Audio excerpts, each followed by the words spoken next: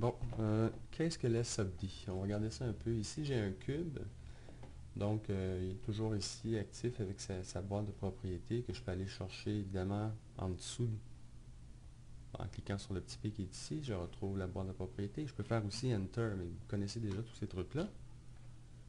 Alors là, l'idée, qu'est-ce que c'est la SUBD? Si je pèse sur plus sur mon clavier, je vais avoir une forme arrondie. OK, c'est pas plus compliqué que ça, le SUBD. Plus pour augmenter le lissage et moins pour revenir d'un degré. Donc, si je pèse sur moins, je me ramasse avec ma forme cubique d'origine. Et si je pèse sur plus, j'ai une sphère.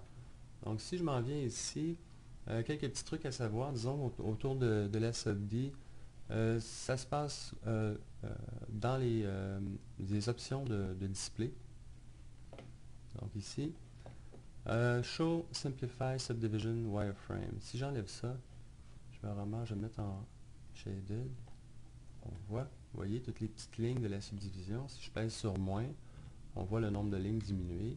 Ces lignes-là ne sont pas éditables directement. Si je pèse sur moins ici, vous voyez que ce sont les polygones, les points et les lignes, comme d'habitude, qui sont éditables. Donc, je peux sélectionner ça ici, prendre le U et faire CTRL-D pour dupliquer mon objet. Maintenant, qu'est-ce qui se passe si je retourne sur moins ici?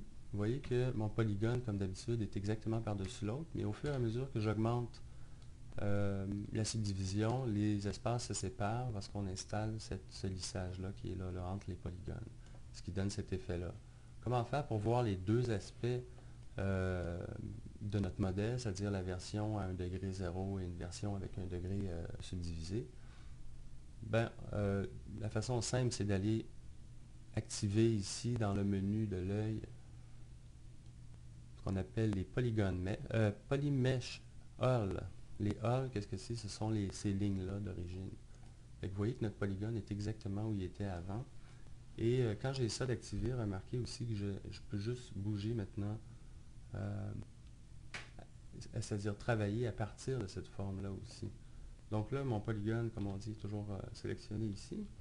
Et je peux, comme je l'aurais fait normalement, c'est-à-dire le sortir de là, en tirant un petit peu dessus, puis vous voyez que derrière, j'ai une forme qui est très, très organique. Bon, quelque chose qu'on voit beaucoup dans le SUBD et surtout dans la modélisation de visage, c'est de subdiviser, c'est-à-dire travailler en mode symétrique. J'ai un côté de l'autre qui sont modifiés au fur et à mesure que j'active un des côtés. Bon, la façon la plus simple, c'est d'activer le mode symétrique, mais je vous dirais que dans la plupart des techniques qu'on voit, des tutoriels qu'on voit sur Internet, on coupe notre objet en deux et on duplique, on clone en fait plutôt qu'un duplicateur notre moitié et on l'installe de l'autre côté de façon inversée pour qu'elle soit parfaitement un miroir. L'avantage sur cette technique-là, c'est de ne pas perdre le lien symétrique de la forme, ce qui peut arriver avec le mode symétrie ici. Donc, mais ça a certains petits désavantages. Alors, si j'essaie de faire ça, je vais sélectionner mes lignes ici et je vais faire donc majuscule D pour installer une ligne en plein milieu. Je peux maintenant sélectionner ces polygones-là, les supprimer, donc delete, et j'ai une moitié de face, disons, si je veux travailler sur un visage. Et je vais sélectionner mon objet, je vais aller dans le menu Edit, Duplicate, puis Clone Single. Tout ce qu'il me reste à faire, c'est de rendre négatif l'axe de transformation, de scaling de mon personnage sur les X. Donc, moins 1 plutôt que 1. Vous voyez, là, j'ai un clone qui est installé de l'autre côté. Et je peux maintenant éditer un côté et avoir une parfaite correspondance de l'autre côté. Je vous dirais, les attrapes qui arrivent avec ça, c'est par exemple, si vous prenez ce polygone-là et vous le dupliquez, et vous descendez le polygone, qu'est-ce qui arrive? On dirait que la forme se divise en deux, simplement que si on regarde au niveau 0 de notre objet, vous voyez, pour commencer à connaître un peu l'histoire. Je vais enlever la grille ici qu'on voit.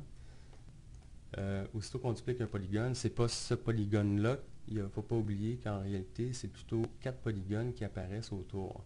Donc, vous voyez, j'avais un polygone ici, je l'ai sélectionné, j'ai tiré dessus. Et qu'est-ce qui est? Mon polygone est ici, mais j'ai activé comme une couronne de polygones autour de ma sélection, incluant le vide qu'on est supposé d'avoir entre nos deux modèles. Donc, pas plus compliqué que ça. Si je sélectionne cet élément-là, je peux simplement faire supprimer et je me retrouve avec la forme.